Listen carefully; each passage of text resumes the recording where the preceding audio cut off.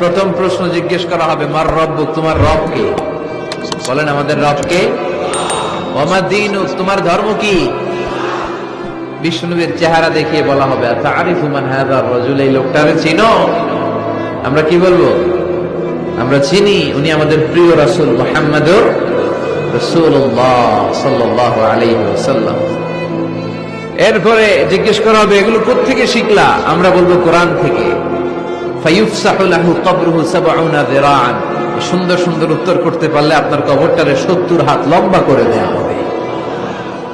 ইফতাহু লাহু বাবুন ইলাল জান্নাহ, জান্নাতের দিকে একটা দরজা লাগিয়ে দেয়া হবে।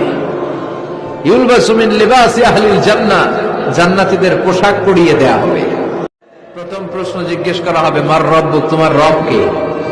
বলেন, আমাদের রব কে? ওমা দীনুক, তোমার ধর্ম কি? বিষ্ণুনবীর চেহারা দেখিয়ে বলা হবে,